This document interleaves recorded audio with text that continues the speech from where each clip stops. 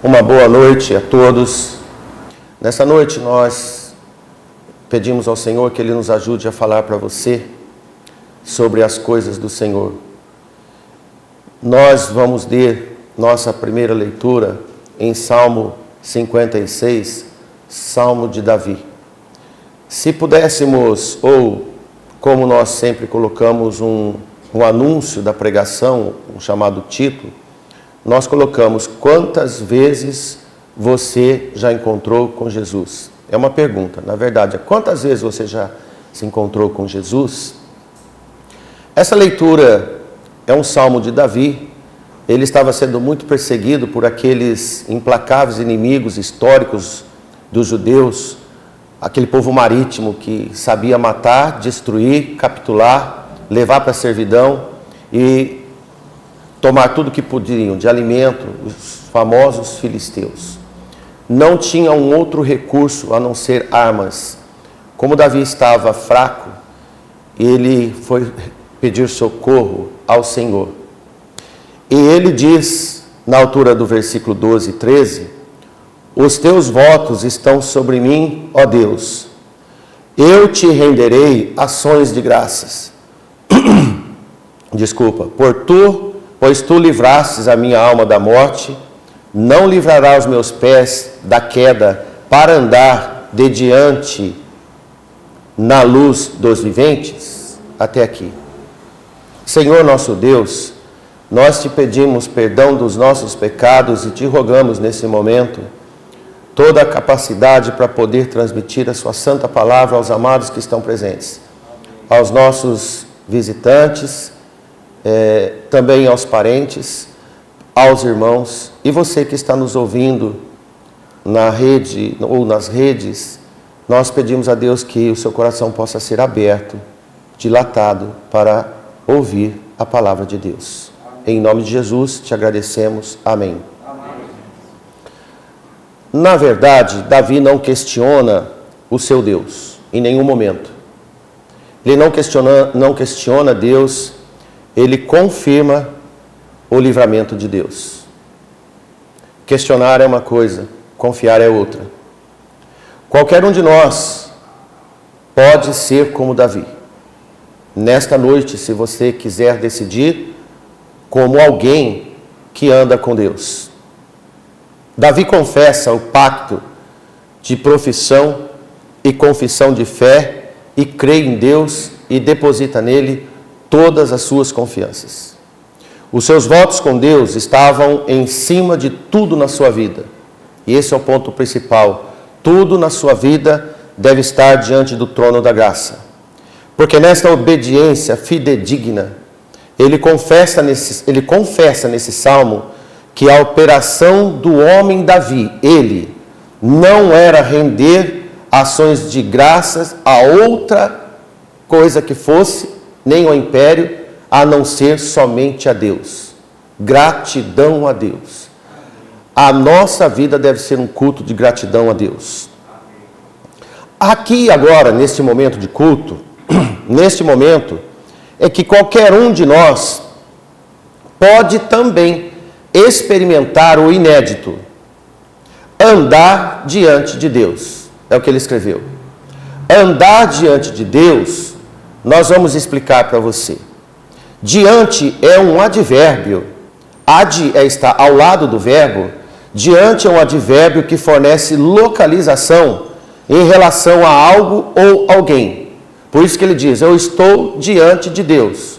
Quem é esse algo, alguém? Deus. É como um filho, vocês que são pais sabem, que caminha logo à frente do seu pai ou da sua mãe. E essa criança, ela sabe que tem proteção do pai, sabe que tem retaguarda, que o pai está atrás. Então ela fica tranquila. Muito bom, não é? Nós sabemos o que é andar junto com os nossos pais. E tem mais. Andar sob a proteção de Deus, como ele escreveu, na luz dos viventes, é o andar com Deus sobre a vista de todas as entidades que existem no mundo, tanto os nossos amigos quanto os inimigos, dos demônios inclusive, dos anjos maus, também das potestades e dos próprios anjos bons de Deus. Ninguém vai atrapalhar aqueles que andam sob a retaguarda de Deus. Como João escreveu na sua primeira carta, no capítulo 5, versículo 18, mas o que de Deus é gerado, conserva-se a si mesmo, e preste atenção, o maligno não lhe toca. Amém? Amém. Davi precisava de que nenhuma entidade má, no caso os filisteus, não tocasse nele, não tirasse a vida dele.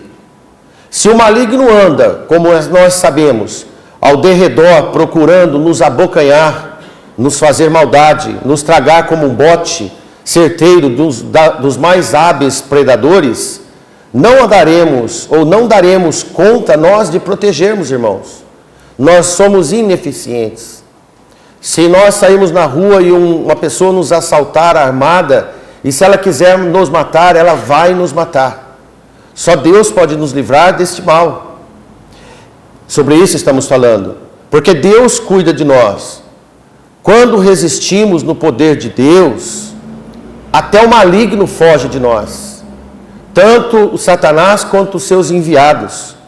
Mas aquele que cuida de nós, que nos permitiu andar pelo menos um passo adiante dele, é o único que nos pode livrar desse império de tantas maldades que nós encontramos, que protege as nossas famílias, que nos protege na estrada, que nos protege no serviço, que nos protege para ir e vir à igreja. O Senhor é o único que pode te livrar, além desses perigos, da morte eterna. Amém. Acredito que aqui entre nós, todos nós sabemos dessa verdade. E se Ele nos livrou da morte, como não nos fará também livramento entre esses que já estão mortos diante de Deus? E como nós podemos ter medo da morte? Claro que nós não devemos ter medo da morte, porque sabemos que o Senhor controla, nos protege e nos preserva na vida. Amém, amém, irmãos? Por acaso, o Deus protetor não nos livrará da queda, qualquer que for? Que interesse ele teria de nos ver caindo diante das luzes dos homens, como Davi diz diante dos filisteus? O Deus grandioso nos fez espetáculo ao mundo, para que o mundo veja a sua glória, a sua majestade, e não os nossos fracassos, não as nossas fraquezas. As nossas fraquezas e limitações, Ele quer esconder do mundo, e trazer para Ele, e nos fazer fortes. Devemos ter entendimento da nossa incapacidade. Em Efésios capítulo 2, versículo 8, o apóstolo Paulo escreve: porque pela graça sois salvos. E preste atenção, por meio da fé. E isto não vem de vós, é dom de Deus. Essa assinatura da nossa incapacidade de resolver qualquer questão e principalmente a nossa salvação. A graça é uma dádiva divina dada apenas aos que atuam sob o domínio da fé e esperança em uma vida de santificação. Paulo escreve que Deus nos resgatou através do seu Filho quando estávamos ofendendo o bondoso Deus dia e noite. Como não parávamos com as agressões, Deus nos deixou mortos diante dele. E Paulo escreve no versículo 1 do capítulo 2 de Éfeso: e nos vivificou, estando vós mortos em nossas ofensas e pecados. Então, somente pela graça é que Ele nos deu a vida. Só podemos entender e crer e viver na graça se verdadeiramente colocarmos os nossos olhos diante da cruz do Senhor, os nossos corações. Pois ali encontraremos a manifestação da fonte de amor que Deus nos amou primeiro. A manifestação pública, material, que Deus nos amou primeiro, foi Jesus ter vindo por causa de cada um de nós. Amém? Amém? Apenas e tão somente no misericordioso Salvador, Jesus, é que encontramos a razão que nos ajuda a compreender esta fascinante doutrina de uma nova vida santa. E você que está nos ouvindo, você deve querer ter uma vida diferente. Mas você não vai resolver. E quem vai resolver para você é o Senhor. Primeiro passo é seu. Porque nessa noite nós gostaríamos de, além de notificar definições bíblicas desta maravilhosa doutrina de resgate que o Senhor nos deu, a sua graça, acrescentar alguns efeitos da graça de Deus que nos atinge profundamente na nossa realidade como cristãos verdadeiros, que nos torna alvos do favorecimento de Deus nesta caminhada que nós temos desse mundo. Veja bem, você quer ser favorecido por Deus nessa vida?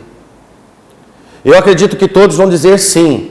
Agora, a segunda pergunta é, você tem tomado decisão ou tem voltado os olhos para o Senhor para que Ele possa fazer efeito na sua vida? Porque a graça é a que gera vida.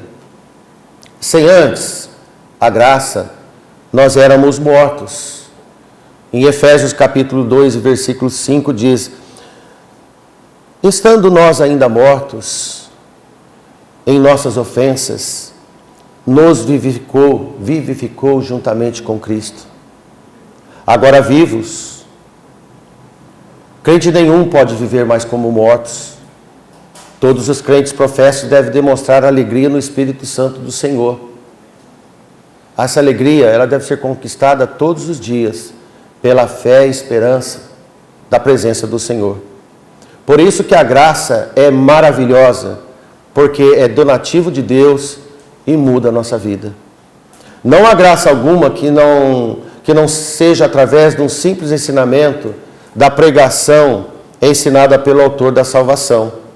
Por isso que Deus enviou o seu Filho ao mundo, e por isso Jesus mandou os seus pregadores pregarem a você que está nos ouvindo. É só por isso, porque Ele quer te mudar. A igreja não é um acampamento social. A igreja é uma instituição de mudar pessoas, de criar novas criaturas para o Senhor. Eu quero trazer um exemplo bíblico. Nessa segunda parte da pregação, eu quero que você atente, de um exemplo bíblico.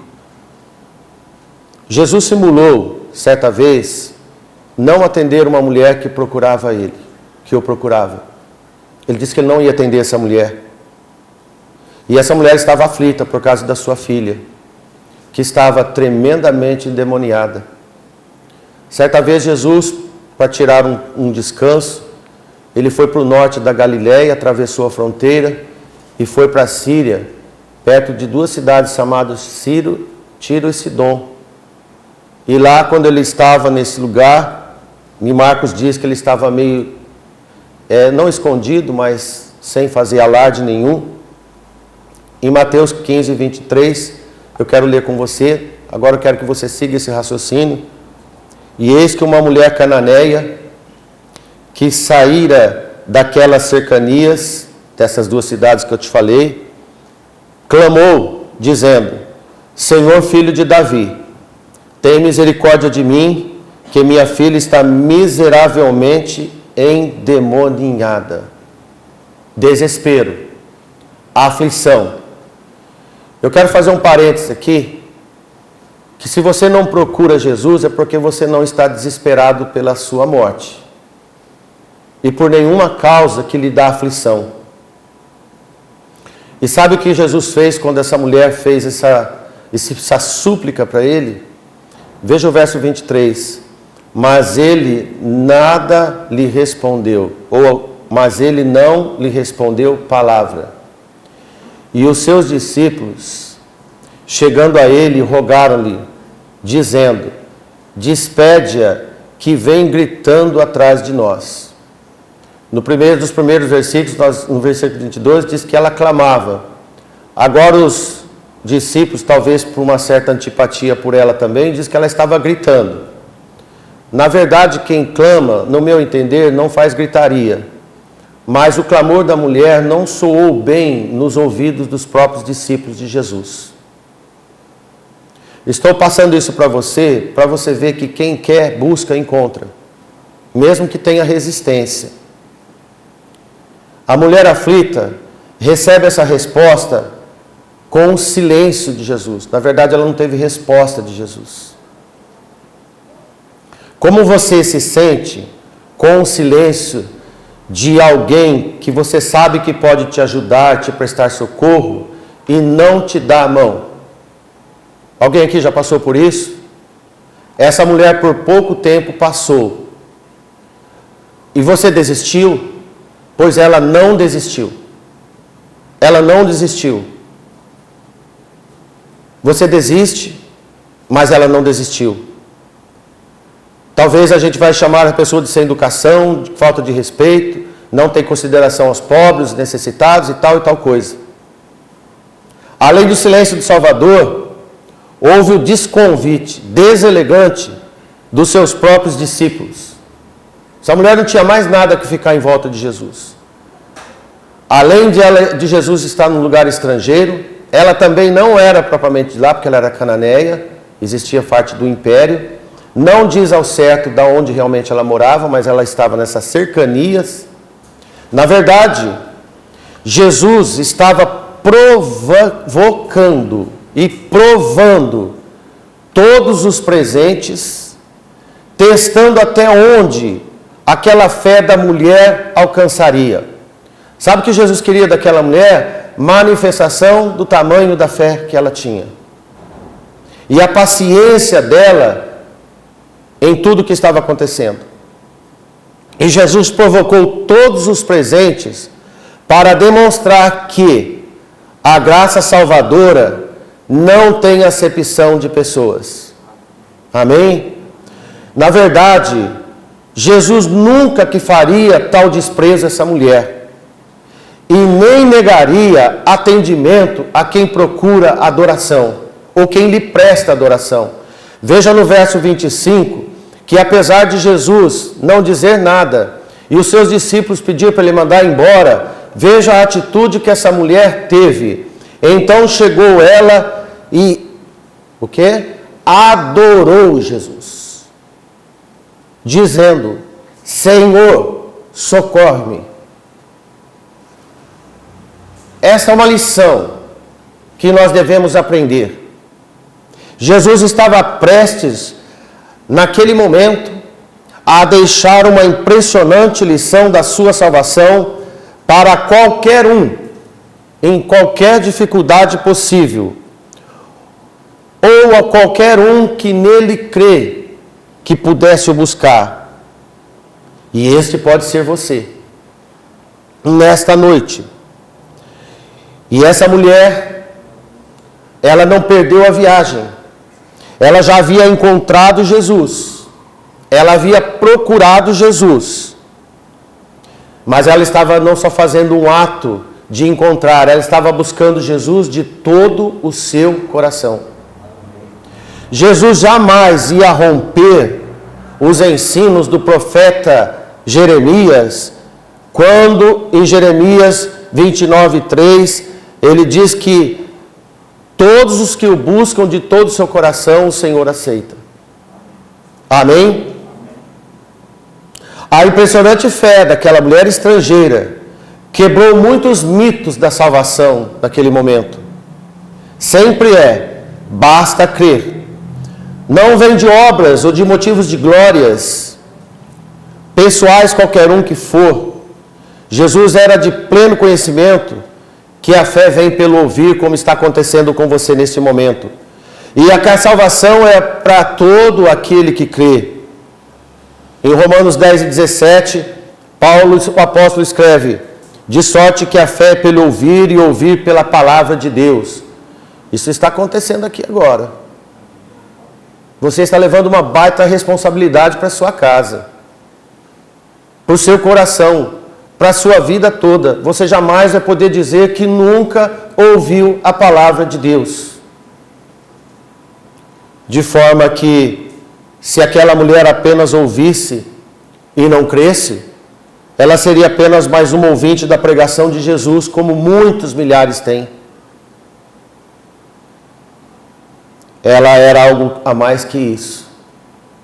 Havia muita fé, determinação, humildade, e esta suposta rejeição ou impedimento, por não ser mais uma ovelhinha da nação perdida de Israel também não serviu para ela. Marcos escreveu que a mulher ouviu de alguém sobre a presença de Jesus. Eu quero ler Marcos, capítulo 7, versículo 25, porque essa mulher não foi convidada.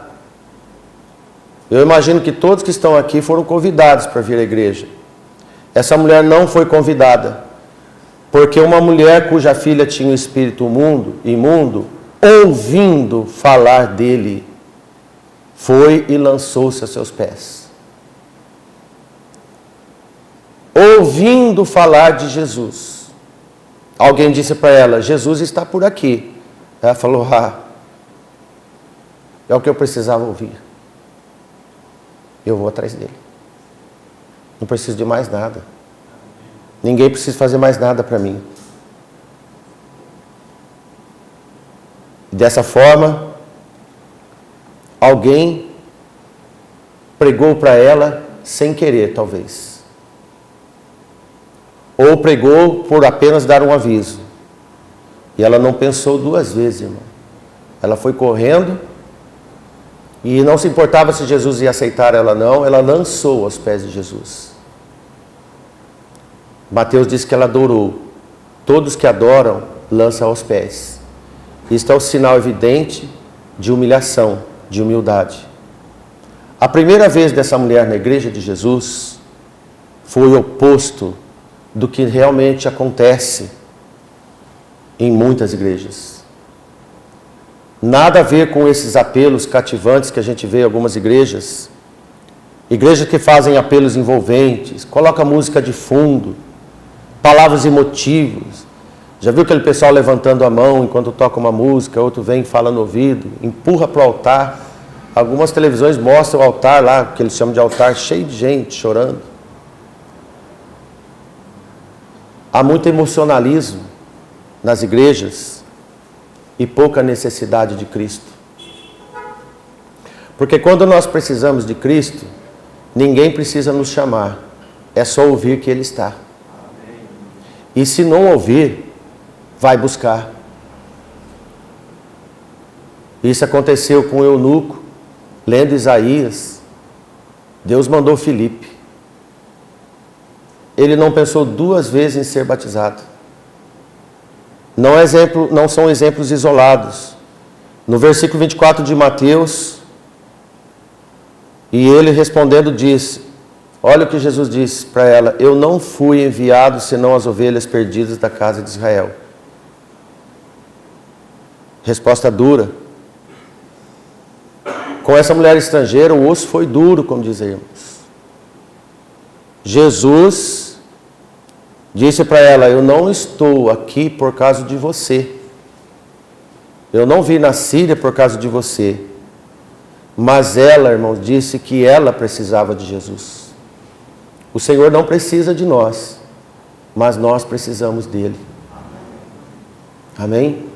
Ele não precisava mandar seu filho morrer na cruz para nós.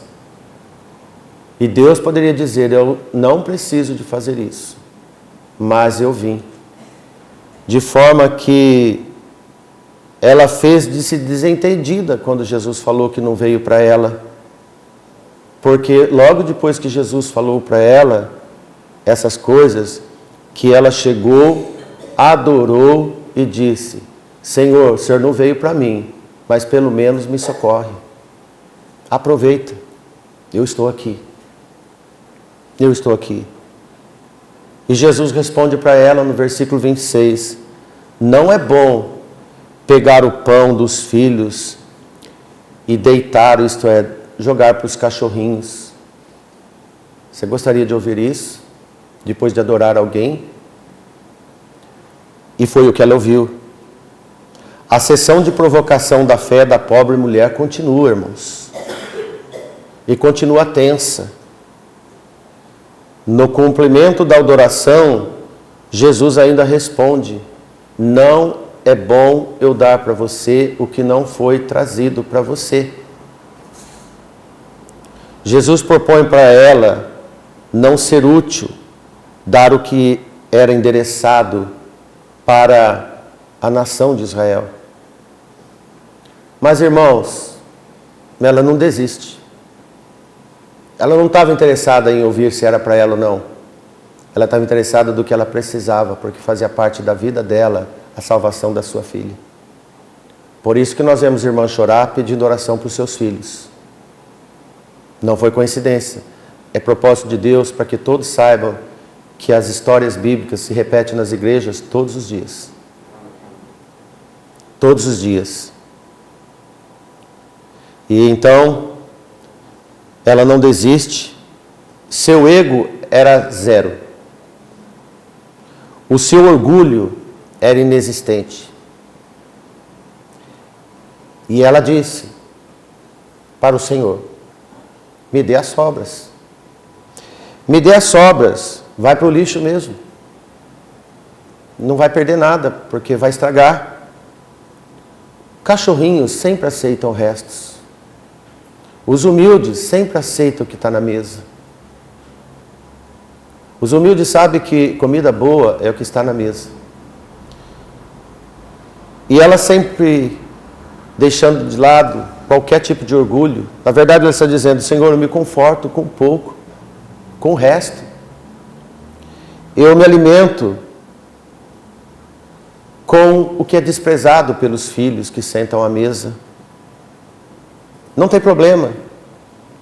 Afinal, comida jogada fora tem o mesmo alimento da comida que vai para o prato. Qual é o problema? Essa mulher foi sábia, irmãos. No versículo 27, e ela disse: sim, Senhor, mas também os cachorrinhos comem das migalhas que caem na mesa dos seus senhores. Mas como a lição é da fé, sempre é necessário perseverar e nunca desistir. Essa é a lição para mim e para você. Quantas pessoas desistem no meio do caminho? Um dia estão tão empolgados com a igreja, mas depois vem algum tempo e desanimam. A ela foi dado o prêmio, irmãos, de quem é humilde e de quem é persistente, até encontrar o seu tesouro. A Bíblia diz daquela mulher que perde a sua moeda e ela varre a casa toda até achar sua moedinha. A Bíblia diz da parábola daquele que compra um terreno que ninguém dá valor, porque ele sabe que lá tem um tesouro escondido. Essa mulher sabia exatamente do tesouro que ela estava encontrando. Que saiba que a perseverança da fé de qualquer um que tem fé testemunha a graça recebida nos dias da sua necessidade. E no versículo 28, fechando o assunto sobre essa mulher por enquanto, Jesus respondeu e disse, depois de todos esses entraves: ó mulher. A tratativa mudou. Aqui nós vemos uma interjeição diferente de Jesus. Parece que Jesus acordou. Não. Jesus conferiu o que essa mulher sempre foi. Ó mulher, grande é a tua fé. Seja isso feito para contigo como tu desejas. E desde aquela hora sua filha ficou sã. Amém? Qual é a sua fé? Isso me toca, me emociona assim. Porque como Jesus se preocupou, eu também preocupo com a sua fé. Será que Jesus pode dizer para você nesse momento: ó, e o seu nome, grande é a sua fé? Ou como Jesus disse, a tua fé te salvou? Será? Hoje eu estava lendo sobre aquele paralítico do tanque de Betesda. Aquele homem ficou 38 anos esperando alguém ajudá-lo. E um dia Jesus passou, lá estava a oportunidade dele. E Jesus perguntou: você quer ser salvo? Ele falou: pois é, eu quero, mas faz 38 anos que eu espero. E Jesus disse para ele: está salvo. Ele nem precisou de tomar banho, porque Jesus lavou a sua vida. De fato, irmãos, esses ensinos nos deixam contentes, porque essa mulher solitária, sem apoio de ninguém, de nenhum amigo, de ninguém, essa mulher solitária, sem ninguém para dar aquele empurrão para procurar Jesus, nós vemos que desprezada pelos discípulos de Jesus, ela levou um esfregão teológico de Jesus, mas conseguiu a bênção do mesmo jeito que Jacó conseguiu ser abençoado quando ele lutou com o anjo de Deus durante a noite toda. Lembra-se? Se você for ver em Gênesis 32, 26, ele disse, deixa-me ir embora porque já a alva subiu. Porém ele disse, não te deixarei ir se não me abençoares. O anjo de Deus não queria abençoar Jacó. E diz que ele lutou como homem para ter a bênção divina. E teve. Você luta como quem? Você não precisa de lutar como super-homem. Você precisa de buscar como um homem, como uma mulher que sabe o que quer viver com Jesus. Ele nunca vai recusar. Jacó e essa desconhecida mulher, que um dia saberemos o seu nome, e você, se for de fé grande também, persistente, nem ela e nem Jacó perderam a oportunidade quando tiveram o Senhor frente a frente. Não perderam a oportunidade. Eu sei que hoje todos nós estamos diante de uma realidade da palavra de Deus. E isso para mim é ouvir frente a frente a palavra de Deus. Isso é uma mega oportunidade. Você não precisou de lutar para estar aqui. Você não precisou de fazer praticamente esforço nenhum. Você veio. E mesmo assim, pode se considerar mais privilegiado que esses. Porque o que custou mais para eles está vindo de graça, porque nós vivemos na graça de Deus. Amém. Está vindo gratuitamente para nós. Então eu te pergunto, e você, o que faz quando vê Jesus? Quando vê Jesus através da sua palavra, nesse momento, por exemplo, pela primeira vez, pela segunda vez, afinal, quantas vezes você já encontrou Jesus? É esta a pergunta. Nós encontramos, como hoje, por exemplo, e o que você tem feito? Clamou, lutou, buscou. E Jesus poderia fazer muito mais simulação com aquela mulher, talvez dizendo que não daria nem mais as migalhas para ela. O que você acha dessa suposição? Você acha que ela ia embora? Não ia. Ela diria para Jesus que ficaria como Ana, mãe de Samuel.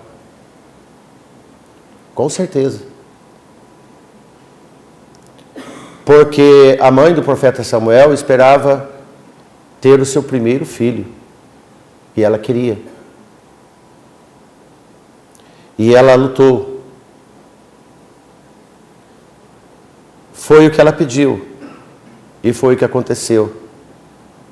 A graça de Deus veio. Não como migalhas. Quem se contenta com migalhas, recebe chuvas de bênçãos. Amém? E isso aconteceu. Essa mulher recebeu chuvas de bênçãos. Ela não precisou de ouvir centenas de pregações e apelos. Ela não foi convidada, como nós vimos, para ouvir a pregação de Jesus. Ela, como nós lemos, ela apenas ouviu notícia que Jesus estava por lá. Correu para ver Jesus, ouviu uma vez Jesus, resolveu seus problemas de uma vez por todas. Ela esperava exatamente o tempo que restava da sua vida, se fosse possível, necessário, para ter esse encontro com Jesus, com a palavra de Deus. Fica aqui para você esta breve pregação e volto ao Salmo 56, quando nós vemos Davi, agora no versículo 8, está escrito: Tu contas as minhas vagueações, põe as minhas lágrimas no teu odre, não estão elas no teu livro? Davi estava dizendo: Deus guarda as minhas lágrimas. Quando eu te clamar, então voltarão para trás os meus inimigos. Isto sei eu, porque Deus é por mim. Você acha que esta mulher, assim como Davi, depois de tudo resolvido, ela foi resolvida no Senhor e sabendo que o Senhor estava com ela? Amém? Amém. Que você saia daqui, deste culto, tendo a certeza que Jesus é o seu melhor amigo. Amém. E que Ele está com você. Amém. Obrigado.